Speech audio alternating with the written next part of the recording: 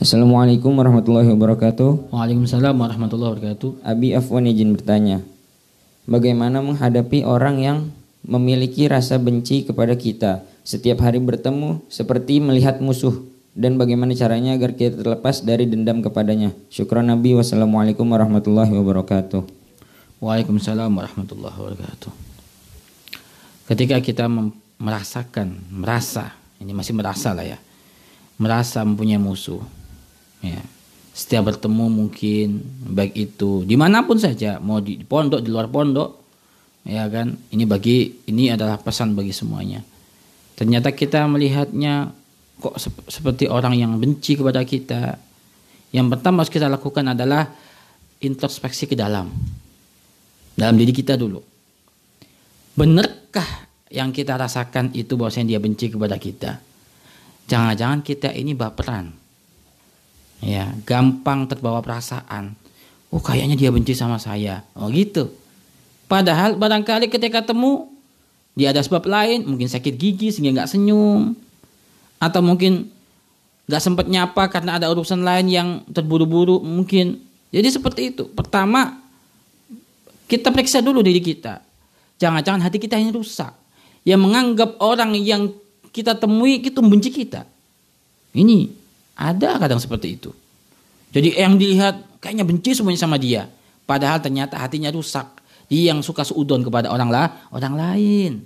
Nah, ini diperiksa. Jangan sampai hati kita adalah, ya. Jadi begini loh ya.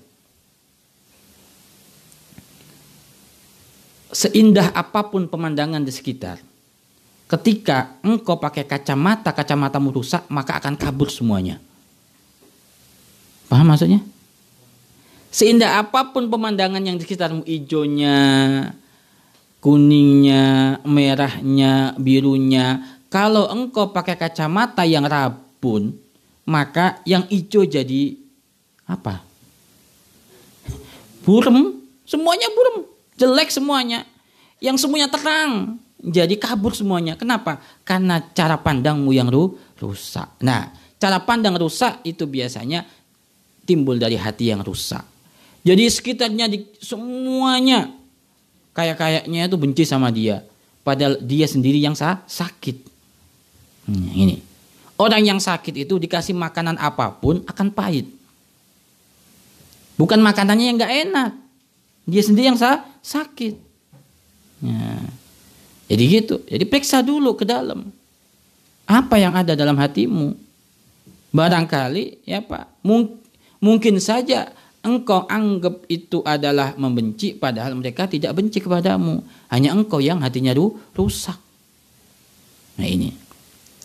Yang kedua, dipastikan dulu. Jika memang ada orang yang tidak suka padamu, maka ya tetap bisa saja karena sikapmu yang tidak baik kepada dia. Nah, ini. Jangan semuanya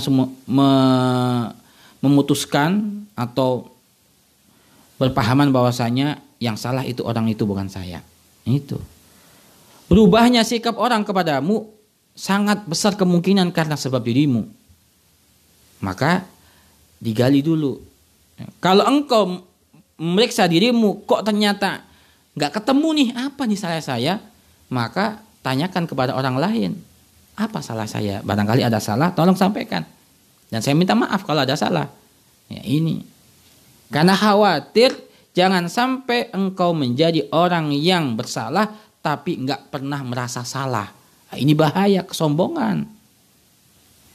Udah dikasih tahu dia salah, ternyata oh saya nggak merasa sih. Nah ini bahlul ini, ya kan? Kenapa? Orang sekitarmu itu cermin bagimu. Kalau engkau pengen melihat apa yang ada dalam dirimu, misalkan, saya pengen tahu sih jawab saya banyak apa enggak, misalkan nih, ngaca nggak?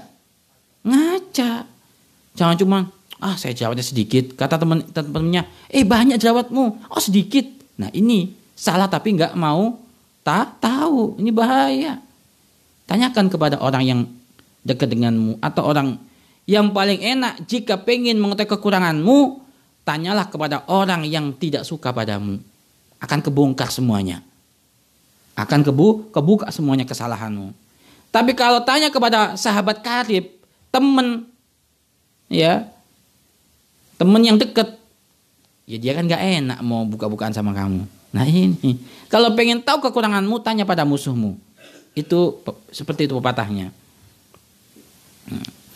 Tapi jangan anggap semua itu orang itu musuhmu. Nah ini, anggaplah tanyalah pada orang yang tidak selalu bersamamu, ya kan?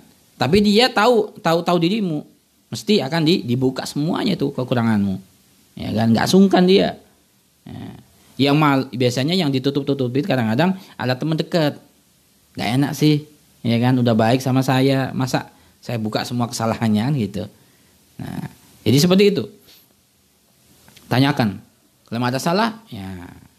Kalau kemudian engkau nggak ada salah pun, jika ada orang benci kepadamu, misalkan ternyata sudah diperiksa semuanya, kok ternyata ada yang masih benci kepadamu, dan tidak ada sebab dirimu melakukan kesalahan, tidak ada sebabnya dia benci, engkau tidak ada salah, maka tidak usah banyak dipikirkan. Kenapa? Ridhon nas ghayatun la tudrak. Kerelaan manusia, ridhonya manusia itu adalah batasan yang tidak akan pernah dicapai. Tidak mungkin engkau bisa menjadikan orang semua ridho kepadamu, nggak mungkin. Nggak ada orang yang menjadikan semua orang cinta padanya, nggak ada, suka padanya, nggak ada. Makanya nggak usah difikirkan, nggak usah dipusingkan.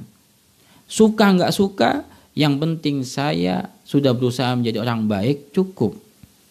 Tapi tetap terima masukan dari orang tentang kesalahan kita.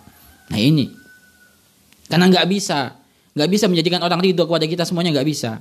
Mesti ada aja yang tidak suka. Ya mungkin karena tidak suka beneran atau salah paham. Nah itu macam-macam sebabnya.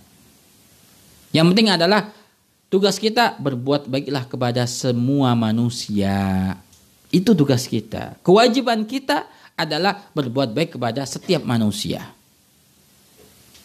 Afsus salam bainakum. Rasulullah sudah mengajarkan kepada kita. Ya. Rasulullah SAW sudah mengajarkan kepada kita. Ya. Ala awala adullukum ala syai'in idza idza fa'altum tahabbtum atau kama qala. Rasulullah bersabda sallallahu alaihi wasallam, tidaklah aku akan tunjukkan kepada kalian dengan satu perkara, ketika kalian lakukan maka akan ada saling mencintai di antara kalian. Apa itu? Afsus salama bainakum. Tebarkan salam antar kalian. Duh, itu bukan sesuatu yang remeh, itu besar. Ringan tapi maknanya besar. Kenapa? Jika mampu untuk mengucapkan salam kepada setiap manusia, nyapa kepada setiap manusia, pasti tidak akan ada hati kotor dalam hatinya. Tidak ada kebencian dalam hatinya. Tapi kalau sudah merasa berat untuk mengucapkan salam, nyapa kepada yang lain, hati-hati. Jangan-jangan di hatimu ada sesuatu. Ada kebencian, tidak suka, nggak serak, macam-macam. Kalau dalam hatinya tidak ada rasa benci, tidak ada rasa tidak suka, gampang ketemu orang. Assalamualaikum, nyantai. Ya kan? Tapi kalau ada tidak suka dalam hatinya, mau salam tuh, males lah. Nah gitu. Jangan salam, melihat aja males kadang-kadang, nek kadang-kadang. Kalau kamu melihat orang lain nek, hati-hati, hati merusak.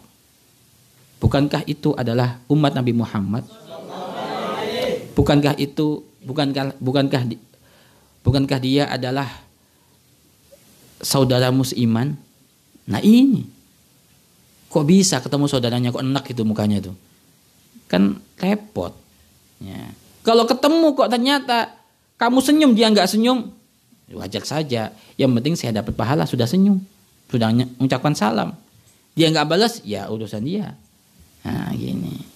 Jadi kalau ada perubahan kepada di lingkungan kita, yang kita periksa adalah diri kita. Khawatir penyebabnya adalah di kita sendiri. Nah ini.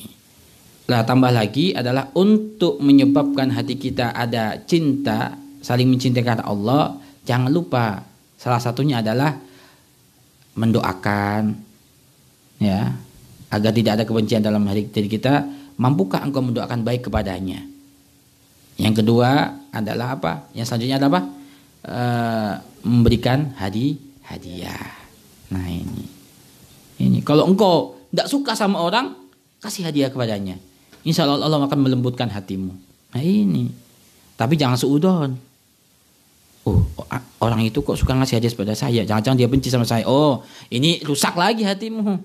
Udah orang ngasih hadiah, dicurigai lagi. Nah ini rusak, repot orang seperti itu. Makanya jangan berteman dengan orang yang suka seudon.